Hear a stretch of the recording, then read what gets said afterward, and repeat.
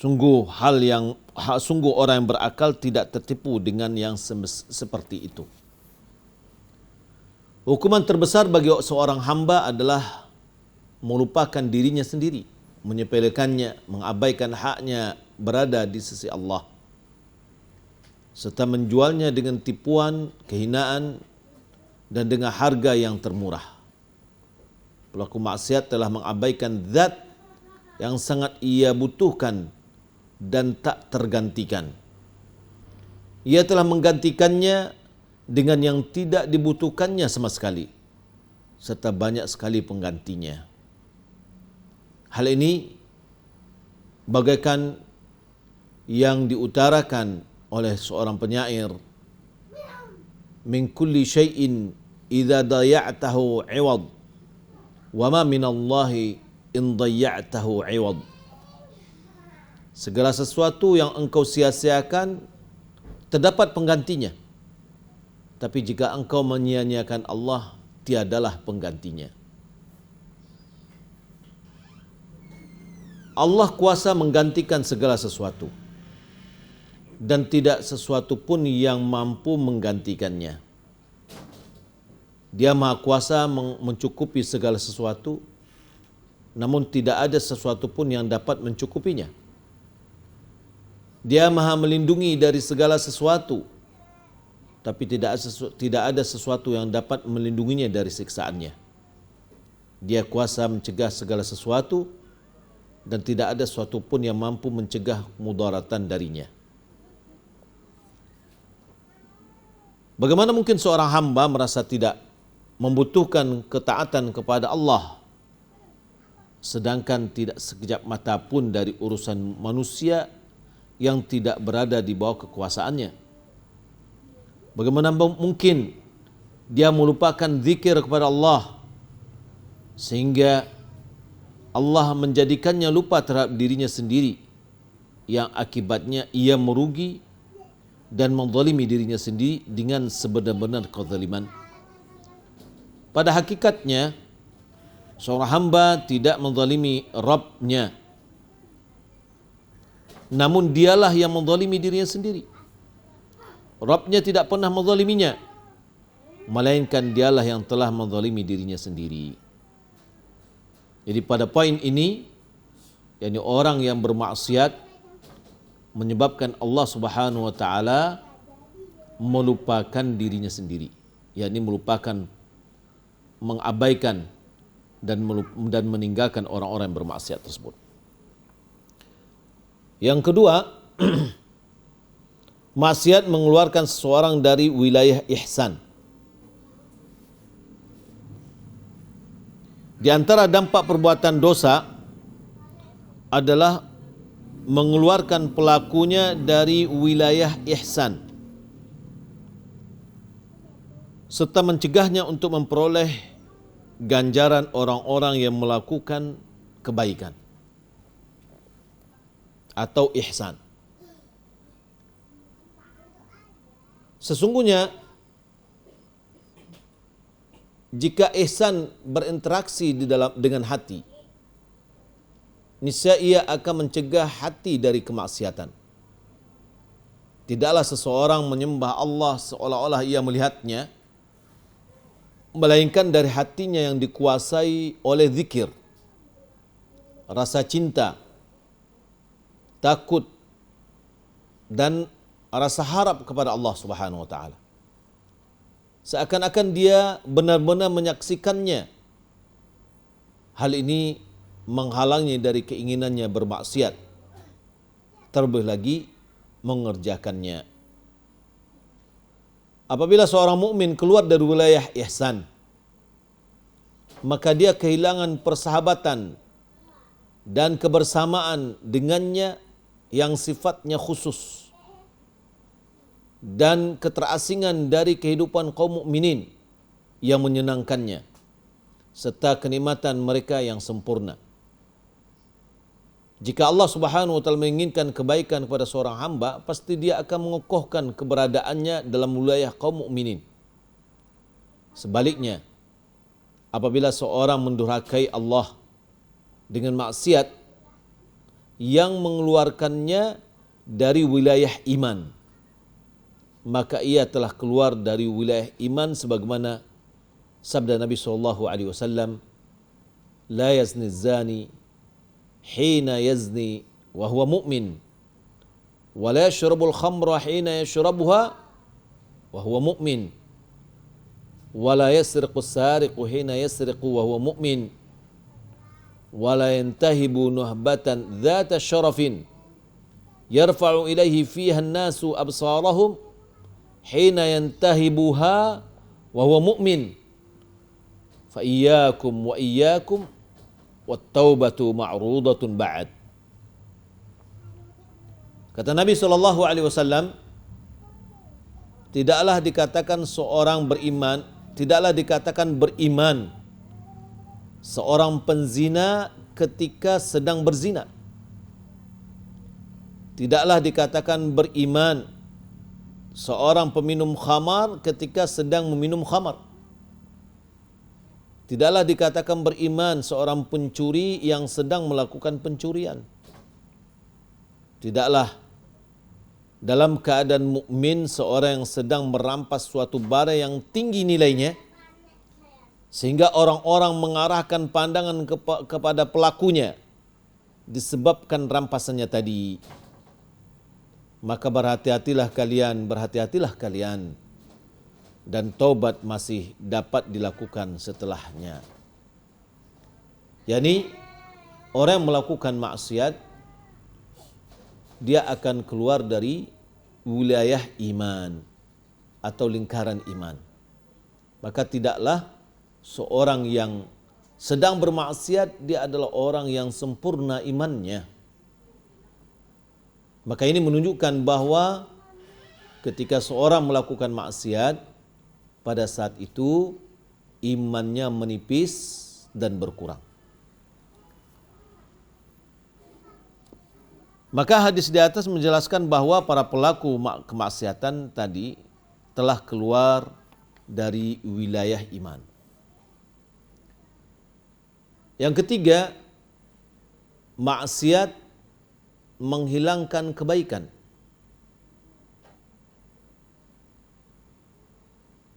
Barang siapa yang kehilangan persahabatan dengan kaum mukminin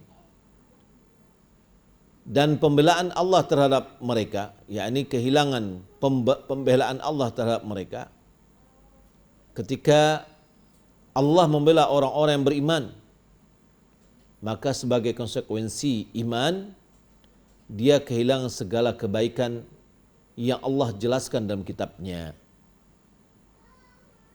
Jumlahnya sekitar 100 jenis. Setiap jenisnya lebih baik daripada dunia dan seisinya. Di antara kebaikan itu adalah al-ajrul azim. Allah memberikan pahala yang besar kepada orang-orang yang beriman. Wa sawfa yu'tillahu al-mu'minina ajran azima. Dan kelak Allah akan memberikan pahala yang besar kepada orang-orang yang beriman. Jadi orang yang berbuat maksiat, dia akan kehilangan kebaikan-kebaikan yang didapatkan oleh orang beriman. Kenapa? Karena dia sudah menjauh dari kalangan orang-orang beriman. Yang kedua, ya, di antara kebaikan-kebaikan itu, Allah mencegah kejahatan dunia dan akhirat dari mereka, dari orang-orang beriman. Innallaha yudafi'u 'anil ladzina amanu. Sesungguhnya Allah membela orang-orang yang beriman. Dalam surah Al-Hajj ayat 38. Para malaikat dan pembawa arsy memintakan ampunan untuk orang-orang beriman. Alladzina yahmiluna al-'arsya wa man haluhu yusabbihuna bihamdi rabbihim wa yu'minuna bihi wa yastaghfiruna lilladzina amanu. Para malaikat yang memikul arsy dan malaikat yang berada di sekelilingnya yang bertasbih dengan memuji Rabbnya, dan mereka beriman kepada Rabbnya serta memohonkan ampunan untuk orang-orang yang beriman.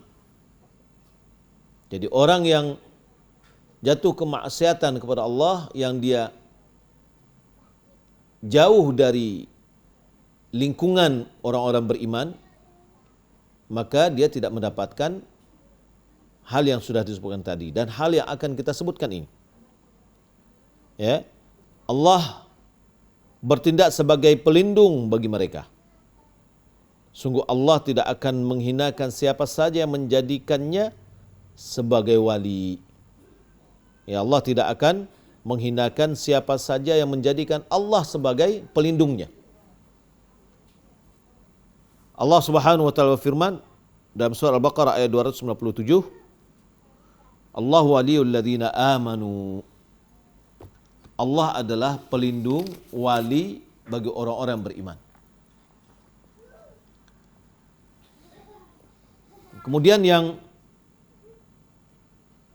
yang kelima dari kebaikan-kebaikan yang orang maksiat tidak mendapatkan kebaikan itu, yaitu perintah Allah kepada para malaikat untuk meneguhkan pendirian orang-orang beriman. Idh yuhi rabbuka ilal malaikati anni ma'akum fathabbitul ladzina amanu. Ingatlah ketika Rabbmu mewahyukan kepada para malaikat, sesungguhnya aku bersama kamu, maka teguhkanlah pendirian orang-orang yang telah beriman. Yang berikutnya, kaum mukminin mendapatkan kedudukan, ampunan dan rezeki yang mulia di sisi Rabb-nya.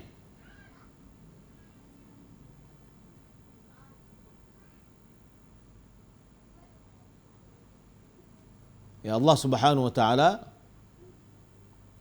berfirman, lahum darajatun 'inda rabbihim wa maghfiratun wa rizqun karim. Bagi orang-orang beriman,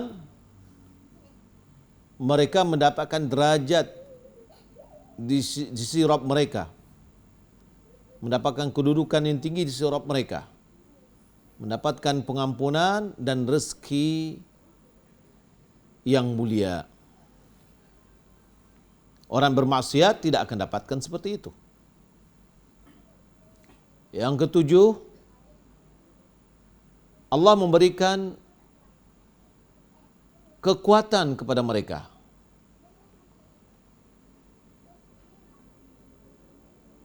Allah Subhanahu wa taala berfirman, "Walillahil 'izzatu wa lirasulihi wa lil mu'minina walakinnal munafiqina la ya'lamun." Allah memberikan kepada orang beriman kekuatan dan izzah, kemuliaan. Ya, walillahil 'izzatu wa lirasulihi wal mu'minin. Ya, padahal kekuatan atau kemuliaan itu hanyalah bagi Allah, Rasulnya dan bagi orang-orang beriman. Akan tetapi orang-orang munafikin itu tidak mengetahui. Surah Al-Munafiqun ayat 8. Yang ke-8, di antara yang didapatkan oleh beriman dan tidak didapatkan oleh orang yang bermaksiat adalah ma'iyatullah li ahli iman. Kebersamaan Allah terhadap orang-orang yang beriman. Wa anna Allaha ma'al mu'minin. Dan sesungguhnya Allah beserta orang-orang beriman. Ya, ma'iyatullah ini bersama orang beriman, Allah akan menolongnya, membelanya, melindunginya dan seterusnya. Maka orang bermaksiat tidak dibela oleh Allah. Dia tidak akan mendapatkan pembelaan dari Allah, pertolongan, perlindungan dan yang lainnya. Yang ke-9, di antaranya adalah ar-raf'atu fid dunya wal akhirah. Allah memberikan ketinggian derajat di dunia dan di akhirat. Dalam surah Al-Mujadalah atau Al-Mujadilah ayat 11, yarfa'illahu alladhina amanu minkum walladhina utul ilma darajat. Allah mengangkat, niscaya Allah akan mengangkat derajat orang-orang beriman di antaramu dan orang-orang yang diberi ilmu beberapa derajat. Yang ke-10, di antara kebaikan bagi orang beriman dan tidak dapatkan oleh orang bermaksiat adalah mereka diberikan dua bagian dari rahmatnya. Cahaya yang mereka berjalan dengannya serta ampunan atas dosa-dosa mereka. Yang ke-11 adalah al-wud alladhi yaj'aluhu Allah Subhanahu wa ta'ala lahum. Rasa cinta kasih yang Allah anugerahkan kepada kaum muslimin, yaitu Allah mencintai mereka serta menjadikan para malaikat dan para nabinya dan hamba-hambanya yang soleh pun mencintai mereka. Jadi orang-orang beriman adalah orang-orang yang dicintai oleh para malaikat, para nabi dan hamba-hamba yang lain. Maka orang yang bermaksiat tidak dicintai, tidak dianugerahkan oleh Allah rasa cintanya. Kemudian yang ke-12, amanuhum minal khauf yauma yashtaddul khauf, yaitu mereka, yakni kaum mukminin, akan diberikan oleh Allah Subhanahu wa taala rasa aman dari ketakutan pada hari yang sangat menakutkan. Allah berfirman dalam surah Al-An'am ayat 48, "Faman amana wa aslaha fala khaufun 'alaihim wa lahum yahzanun." Barang siapa beriman dan melakukan perbaikan, maka tidak ada rasa takut pada mereka dan mereka tidak bersedih hati. Yang ke-13, di antara kebaikan yang dapat oleh orang beriman, annahumul mun'am alaihim alladhina amarna an nas'alahu an yahdiyana ila suratihim fi kulli yaumin wa lailati 17 marrat. Bahwa mereka, yakni orang-orang beriman, orang-orang mukmin, adalah orang-orang yang mendapatkan nikmat. Sebagaimana kita diperintahkan untuk meminta kepada Allah sekurang-kurangnya 17 kali sehari semalam, agar Allah menunjuki kita kepada jalan mereka itu, yaitu orang-orang yang diberi nikmat. Siapa? Orang-orang beriman. Itulah yang kita minta, ihdinas siratal mustaqim, siratal ladzina an'amta alaihim. Yang ke-14, kebaikan yang didapatkan bagi orang beriman adalah annal qur'ana innama huwa hudan lahum wa shifa. Allah menjadikan Al-Quran bagi mereka sebagai petunjuk dan penyembuh. Allah Subhanahu wa taala berfirman, "Qul huwa lil ladzina amanu hudan wa shifaa wal ladzina la yu'minuna fi adhanihim waqrun wa huwa 'alaihim 'ama ulaika yunadawna min makanin ba'id." Katakanlah, Al-Quran adalah petunjuk dan penyembuh bagi orang-orang yang beriman. Dan orang-orang yang tidak beriman, pada telinga mereka ada sumbatan. Dan Al-Quran itu merupakan kegelapan bagi mereka. Mereka itu seperti orang-orang yang dipanggil dari tempat yang jauh. Surat Fussilat ayat 44. Wal maksud, maksud dari ini semua adalah iman, termasuk di antara sebab yang mendatangkan seluruh kebaikan.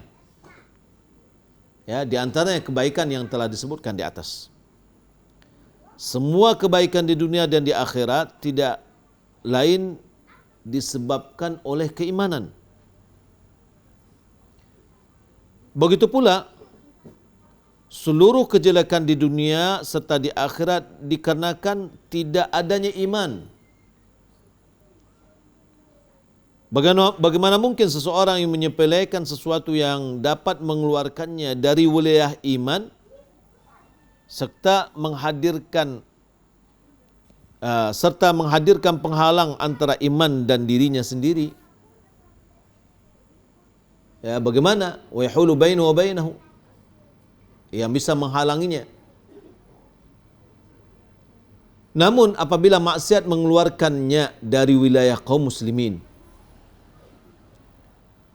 ya, bahwa orang yang bermaksiat mengeluarkan dia dari lingkungan Islam, lingkungan kaum muslimin. Ya, ini berarti dia terhalang dari kebaikan-kebaikan tersebut. Apabila dia terus-menerus melakukan maksiat, maka dikhawatirkan hatinya akan ditutup, sehingga akhirnya ia akan keluar dari Islam secara keseluruhan. Inilah yang menyebabkan para salaf amat takut terhadap maksiat. Sebagian mereka mengatakan, antum takhafuna adz-dzunuba wa ana akhaful kufra. Kalian takut terhadap dosa, sedangkan aku takut terhadap kekufuran. Ya, ini maksudnya bahwa maksiat itu ujung-ujungnya kalau sudah besar dan semakin tebal, boleh jadi ujung-ujungnya membawa kepada kekufuran. Jadi para salaf kekhawatirnya di ujungnya, sehingga dia berupaya tidak sampai kepada ujung, menahan dirinya dari awal dan penyebabnya. Taib, kemudian maksiat menghambat perjalanan hati menuju Allah. Al-ma'asi sababun id'afi sayr al-qalbi ila Allah, menghambat atau melemahkan perjalanan hati menuju Allah. Di antara dampak kemaksiatan adalah melemahnya, merintangi dan menghentikan serta memotong perjalanan hati menuju Allah Subhanahu wa taala dan menuju negeri akhirat. Maksiat tidak membiarkan hati melangkah satu langkah pun menuju Allah, bahkan membuat pelakunya berpaling ke belakang. Dosa menghalangnya hamba berhubungan dengan Allah, menghentikannya dari melanjutkan perjalanan menuju Allah, serta membalikkan keinginannya. Hati hanya bisa berjalan menuju Allah dengan kekuatan. Oleh sebab itu, jika hati sakit karena dosa, maka kekuatan yang menopangnya melemah. Dan jika seluruh kekuatan itu lenyap, maka hati pun terisolir dari Allah dengan keterputusan yang sulit diperbaiki. Ibu-ibu dan akhwat yang dimuliakan Allah Subhanahu wa taala, maka dosa mematikan hati, membuatnya sakit kronis dan melemahkan kekuatannya. Kelemahan ini saya berakhir pada 8 perkara yang Nabi SAW berlindung darinya, yaitu gelisah, sedih, lemah, malas, pengecut, kikir, terlilit utang, dan diperas oleh orang lain. Setiap 2 dari 8 perkara tersebut merupakan pasangan. Kegelisahan dan kesedihan merupakan pasangan. Jika hati ditimpa kekhawatiran terhadap yang diprediksi terjadi, niscaya timbullah kegelisahan. Sementara itu jika perkara tersebut memang sudah terjadi, timbullah kesedihan. Kelemahan dan kemalasan adalah pasangannya. Jika seorang hamba tidak mendapatkan sebab-sebab kebaikan dan keberuntungan karena tidak adanya kemampuan, maka itulah kelemahan. Sedangkan jika disebabkan oleh tidak adanya keinginan, maka itulah kemalasan. Pengecut dan kikir adalah pasangannya. Apabila seorang takut kehilangan anggota tubuhnya, maka itulah pengecut. Sedangkan jika ia takut kehilangan hartanya, maka itulah yang kikir.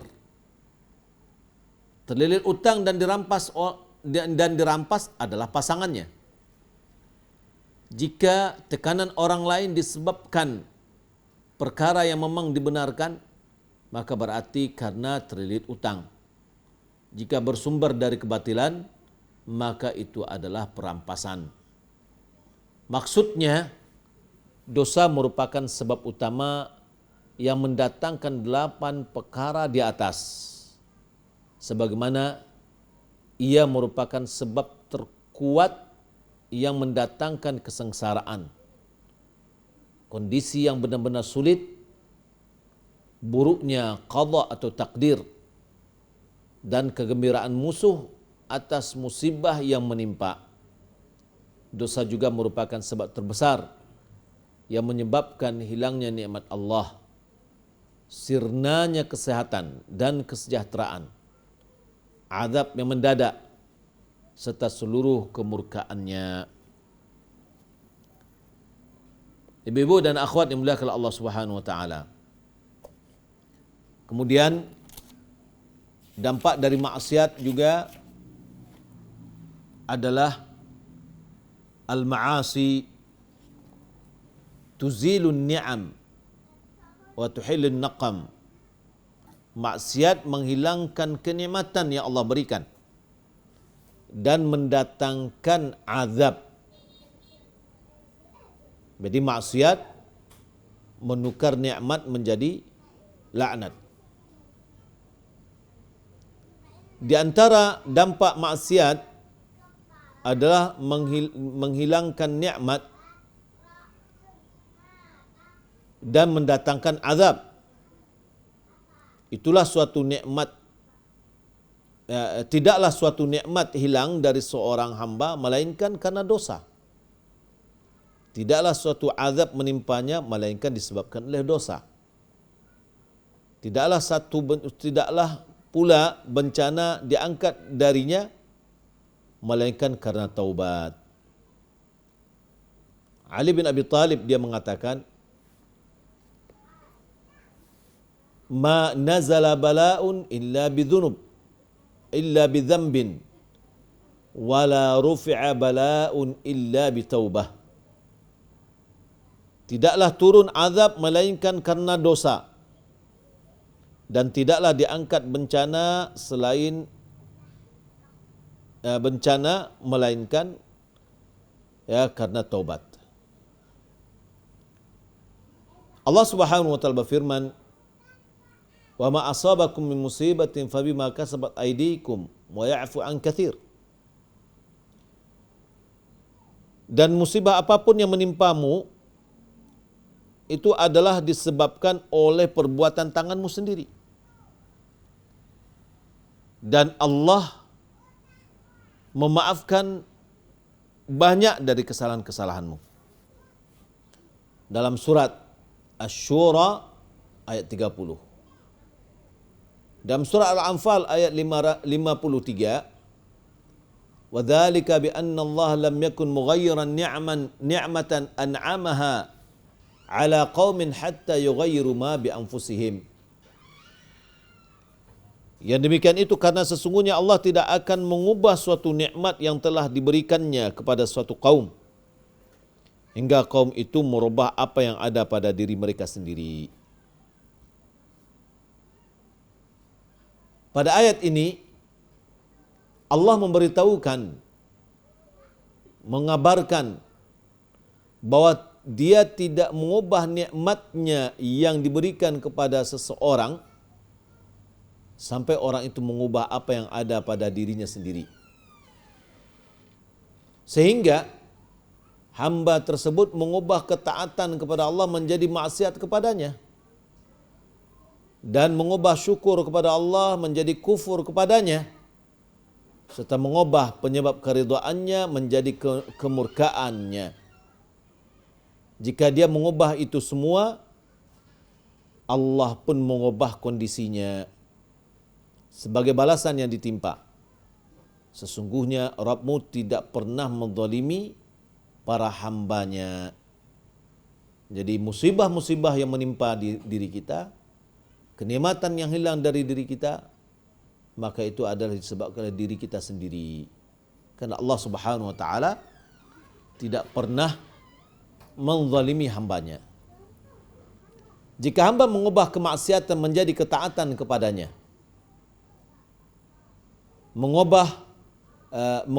niscaya Allah akan mengubah hukuman menjadi kesejahteraan, serta kehinaan menjadi sebuah kemuliaan.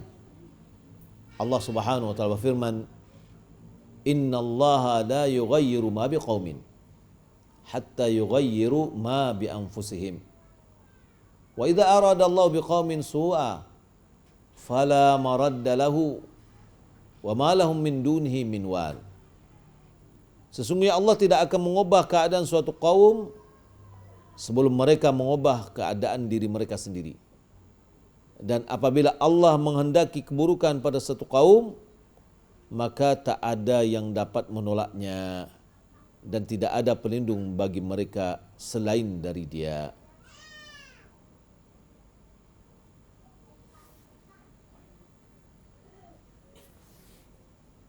Di dalam sebagian athar,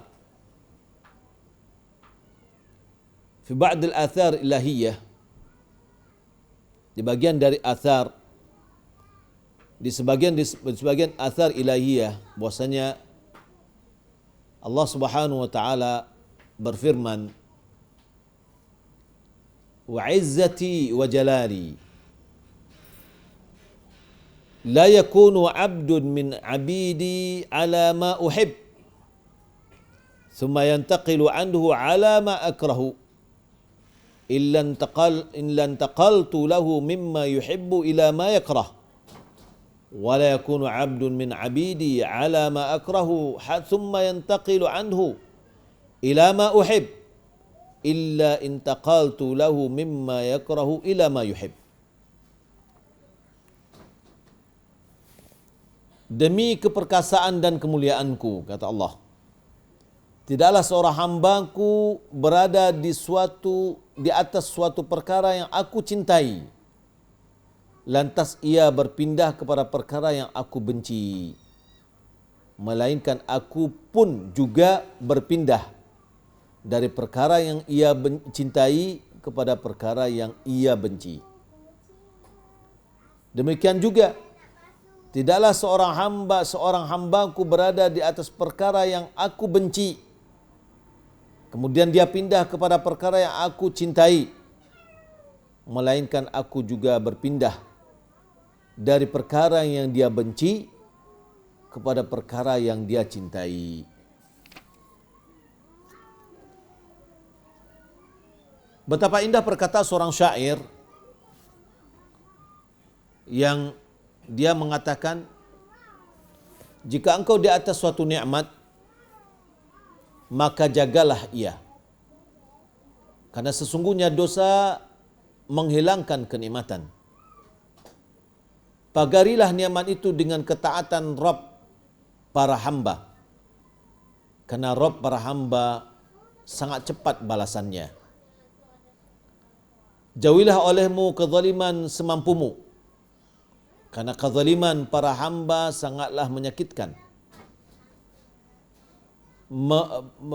Mengembaralah dengan hatimu di antara manusia, agar engkau melihat peninggalan orang yang berbuat kezaliman.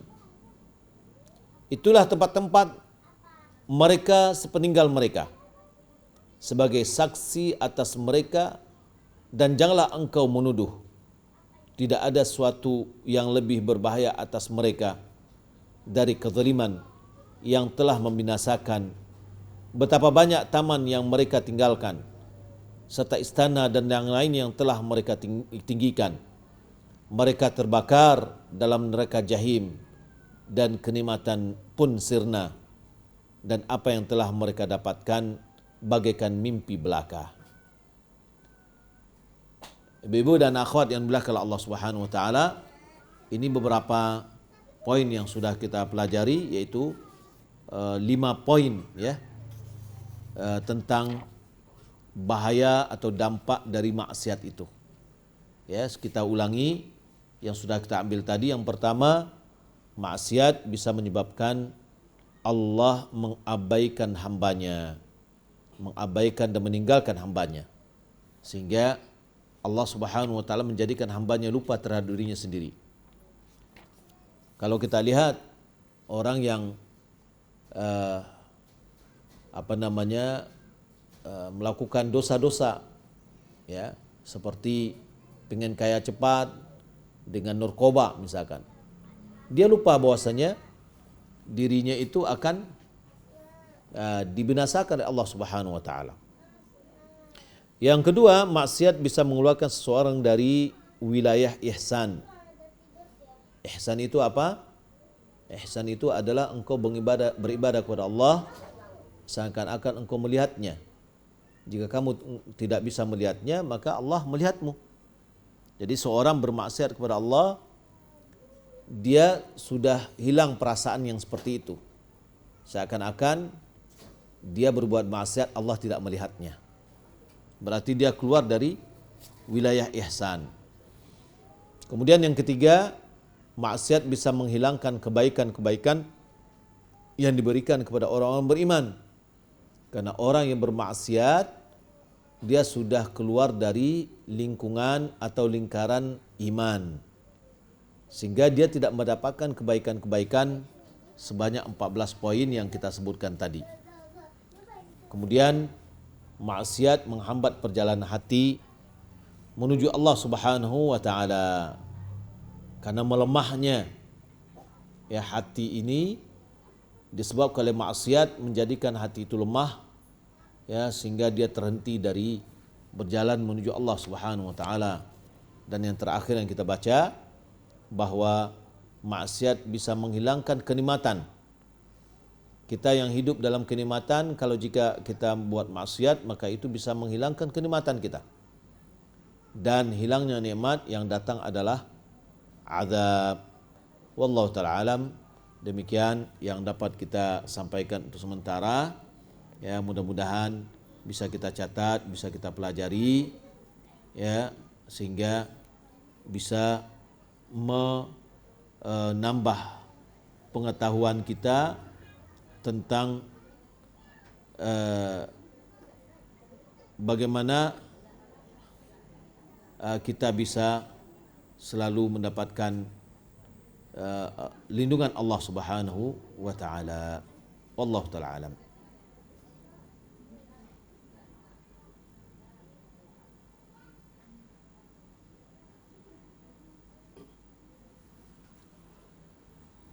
Ya.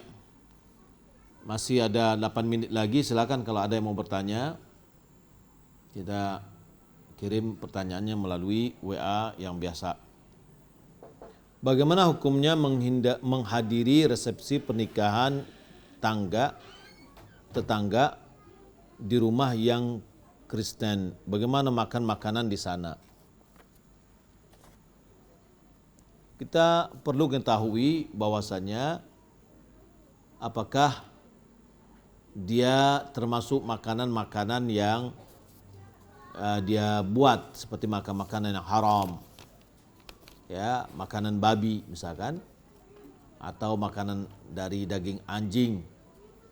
Kalau kita mengetahui hal itu, maka lebih baik kita tidak menghadiri, apalagi ya pernikahan mereka itu tidak lepas dari maksiat, ya, dari maksiat. Maka lebih baik kita tidak menghadirinya.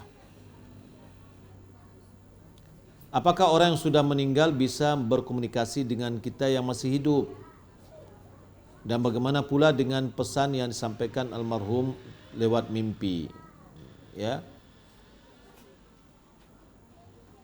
Saya tidak tahu adanya komunikasi orang hidup dengan orang mati. Ya. Karena orang yang meninggal dunia sudah di alam lain, yaitu alam barzakhiyah. Sementara kita berada di alam dunia. Alam kita sudah berbeda. Maka tidak ada pesan-pesan yang disampaikan oleh si mayat dalam mimpi, ya, kecuali itu hanya bunga-bunga tidur. Ya, bunga-bunga tidur. Maka pesan-pesan itu tidak perlu dilakukan. Wallahu alam. Bagaimana hukumnya istri yang suka menceritakan aib suaminya kepada orang lain atau bahkan kepada ibunya sendiri? Enggak boleh, haram hukumnya. Ya. Suami istri itu bagaikan pakaian. Antum libasul lahunna wa hunna libasul lakum. Ya. Hunna libasul lakum wa antum libasul lahun. Mereka itu, yakni istri adalah pakaian bagimu dan kamu adalah pakaian bagi istri. Nah, jadi istri yang suka menceritakan aib suami sebenarnya dia sudah menceritakan aibnya sendiri. Ya, menceritakan aibnya sendiri. Maka tidak boleh. Ya, berarti si istri sudah tidak menunaikan hak suami. Karena hak suami adalah diantaranya adalah istri harus menjaga rahasia-rahasia suami. Wallahu alam. Seorang suami sebagai PNS telah meninggal dunia. Seorang suami sebagai PNS telah meninggal dunia. Punya 2 orang istri. Istri kedua adalah mu'allaf. Punya 1 orang anak laki-laki yang diasuh dan disekolahkan sampai selesai oleh istri yang pertama. Masya Allah, ini mantap sekali. Selama itu uang pensiun dikelola oleh istri pertama. Setelah anak itu selesai kuliah, uang pensiun dibagi 2 dengan istri yang kedua ini. Sekarang istri yang kedua sudah meninggal. Pertanyaannya, apakah berdosa istri pertama ini jika tidak lagi mewariskan uang pensiun ini kepada anak yang sudah selesai kuliah dengan sudah bekerja? Taib. Kita mengetahui bahwa yang saya pahami uang pensiun janda istilahnya, ya, maka itu memang untuk janda, ya, ini untuk si istri yang masih ada. Nah, kalau seandainya terjadi yang seperti tadi, harta tadi tinggal yang ada adalah istri yang pertama, maka itu adalah untuk haknya istri yang pertama. Ya, tidak perlu lagi dibagikan kepada anak dari istri yang kedua. Kenapa? Karena itu memang jatahnya untuk istri, bukan jatah untuk anak-anak. Wallahu ta'ala alam. Adapun pembiayaan pendidikan anak tadi itu adalah bagian dari kebaikan dari istri. Ya, wallahu a'lam.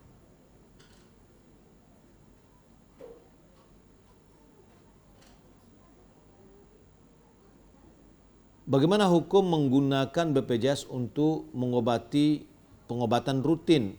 Ya boleh, karena memang BPJS itu untuk berobat. Ya, BPJS adalah untuk berobat.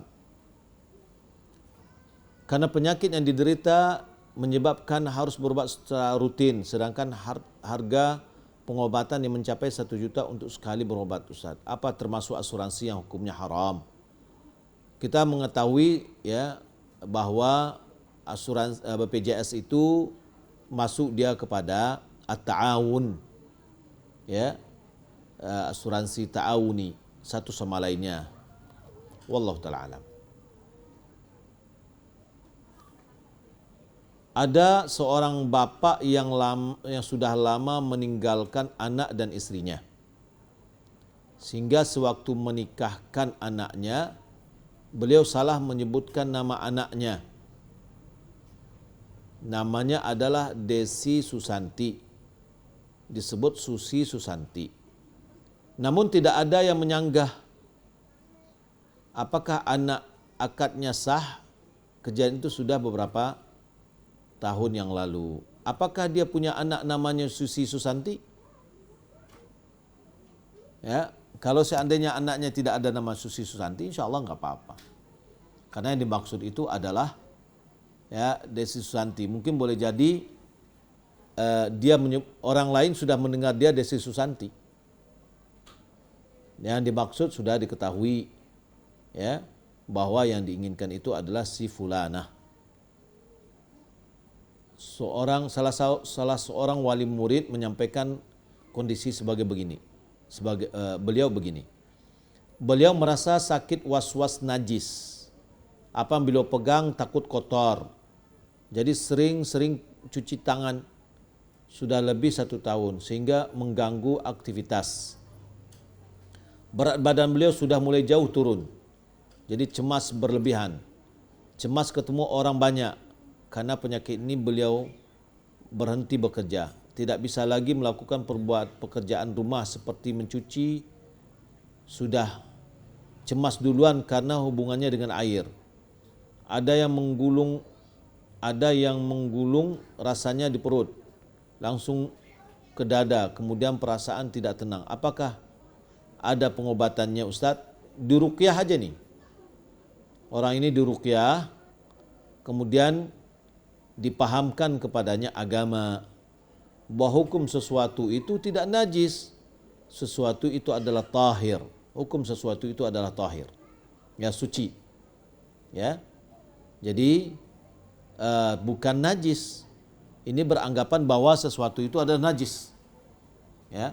Jadi diruqyah dia, ini was-was dari syaitan, diruqyah dia. Mudah-mudahan Allah Subhanahu wa taala memberikan kesembuhan. Wallahu taala alam. Insyaallah setelah solat kita masuk kepada fikih muyassar insyaallah taala. Assalamualaikum warahmatullahi wabarakatuh. Sana, nyoba lanjut. Yuk di lapak seru saja.